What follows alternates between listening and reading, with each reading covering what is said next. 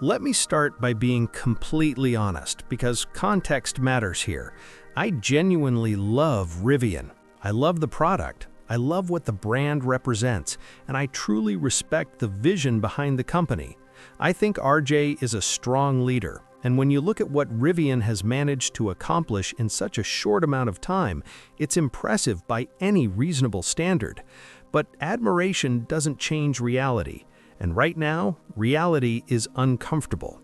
Rivian just came off a very rough earnings report. At the time this is being discussed, the stock is hovering around all-time lows. The company announced layoffs impacting roughly 10% of its salaried workforce, which is never easy to hear and never something to gloss over. On top of that, Rivian essentially confirmed what many people had already suspected: demand across the electric vehicle market is slowing down. The standard range options and leasing programs weren't rolled out for no reason. They're a response to a market that isn't absorbing EVs the way it did just a couple of years ago. Because of all this, a growing number of people are asking a very uncomfortable question: does Rivian actually have a future? And this question goes beyond just Rivian. It spills over into the entire EV startup ecosystem. We've already seen the one undeniable success story, Tesla. Tesla burned massive amounts of cash for years, but once it reached scale and volume production, the business flipped. Now the debate isn't whether Tesla survives, but how large it ultimately becomes. Is it an energy company? A robotics company? A software and AI powerhouse? Whatever the answer is, almost nobody seriously argues that Tesla is going away. A lot of people believe Tesla only succeeded because of Elon, and that no other founder or company can replicate that trajectory.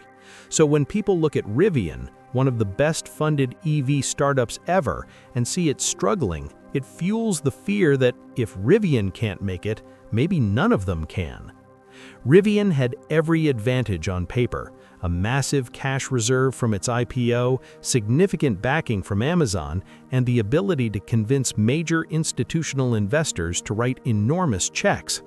Many of those investors are probably regretting that decision today, but the fact remains, Rivian managed to raise a staggering amount of capital. And yet, here we are.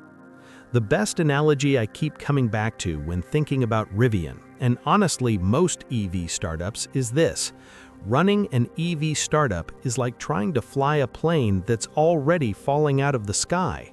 When the plane first drops, it gains speed rapidly as it plummets toward the ground. That altitude is your cash pile. Rivian started very high. The engines on that plane are your products: the R1T, the R1S, the delivery vans. They're supposed to keep you airborne. But early on, those engines aren't strong enough to overcome gravity. You're still nosediving, burning through altitude, burning through cash. Rivian is betting that the R2 platform is the engine that finally pulls the nose up before the ground arrives. They're hoping the R2 unveil will generate enough excitement, confidence, and future revenue potential to buy them more time, to give them more altitude before impact. If that maneuver works, Rivian doesn't just survive, it levels out and starts flying alongside legacy automakers and Tesla. But this is an extremely dangerous maneuver. Building the R2 line isn't cheap. It requires massive upfront investment, more capital spending, more cash burn, long before a single profitable vehicle rolls off the line. That's why so many people are nervous. Right now, Rivian is still losing money on every vehicle it sells. The one piece of good news from the earnings report is the planned factory shutdown later in the year. It's going to hurt in the short term. Deliveries are expected to remain flat compared to last year, which is not what investors want to hear from a growth company. Revenue will likely dip. None of that looks good on paper. But Rivian also said something important. By the fourth quarter, they expect to achieve gross profit on the vehicles they sell. That does not mean the company will be profitable overall. It simply means that each vehicle sold will finally bring in more money than it costs to build. Net profitability is still a long way off, but gross profit is a critical first step. Here's where the real concern comes in. Rivian has stated that the R2 won't be ready until 2026. That's a long runway. If the company continues losing money throughout 2024 and 2025, just at a slower rate, will there be enough cash left to fully launch the R2, scale it globally, and reach net profitability? Raising more money from shareholders becomes increasingly difficult when the stock keeps sliding, and Rivian's stock volatility has been brutal. Losing massive chunks of market value in a single day erodes confidence quickly. This is why, despite how much I love Rivian as a brand and as a product, I'm not a shareholder. I enjoy the vehicles emotionally, but when it comes to investing, I try to think with logic rather than passion. My heart wants to believe, my brain sees risk. The most dangerous part of Rivian's journey hasn't happened yet. Their cash pile is likely to get significantly smaller just as their spending ramps up for the R2. That means Rivian may be closest to bankruptcy right around the time R2 deliveries are supposed to begin. That's the moment that critics, competitors, and skeptics will be the loudest. That's when people will say, "See, this was never going to work." And that's exactly why the R2 matters so much. Some people argue Rivian should focus exclusively on R2 because that's where the real volume and money will be. Others question why Rivian is even bothering to optimize R1 when R2 is the future. But I actually think it's smart to focus on reducing losses now. Growing production while losing money on every unit is a fast way to sell yourself out of business. Layoffs are painful, factory shutdowns are painful, but if Rivian doesn't slow the cash burn and achieve gross profit on R1, the R2 ramp-up becomes nearly impossible. We've seen how hard this phase is before. Tesla nearly collapsed during the Model 3, and that was a relatively efficient sedan.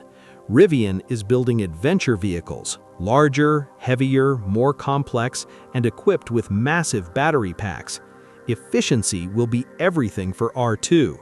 Personally, I'm hoping for lower range options, simpler interiors, fewer manufacturing complexities, and a clear strategy that shows how R2 can be built dramatically cheaper than R1 without killing the brand appeal.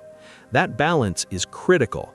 R2 needs to be desirable, but not so desirable that it cannibalizes R1 demand completely, especially since Rivian already acknowledged that R1 demand is softening.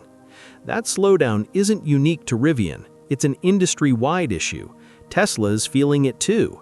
High interest rates and economic pressure are real, but if there's one EV startup that still has a legitimate shot, it's Rivian. They hold a powerful position in the premium EV space. Rivian is currently the best-selling EV above $70,000 in the country. That's remarkable for a company that only started delivering vehicles a few years ago. That kind of success doesn't happen by accident. A big reason for that is brand power. People don't buy vehicles purely based on specs or acceleration numbers. Cars are emotional purchases. They're an extension of identity. People want to feel good about what they drive and what it represents. Rivian resonates with a certain type of buyer in a way that many other brands simply don't. That emotional connection matters. It's something Tesla often underestimates. Rivian has built something meaningful here, and that gives the company a fighting chance. If you ask me to make a prediction, I think Rivian survives. I think they have valuable intellectual property, real demand, strong assets, and a product lineup that people genuinely want. Even in a worst-case scenario, Rivian is not an empty shell. The R2 unveil is going to be critical. It will generate hype, it will bring attention back, and it will likely convince some big investors that Rivian still has a future, one that just requires patience, capital, and time before returns appear. That said, this is not investment advice. Personally, I'm still staying on the sidelines. I don't think we've seen the lowest point yet. I may be wrong in the long run, but the risk right now is very real. Above all else, I want Rivian to make it. I don't care how they get there. cut costs, simplify designs, shut down factories if needed. Do whatever it takes. Just don't give up. There's a passionate community behind this company, and that kind of support is rare. Rivian has something special. Now the challenge is surviving long enough to prove it.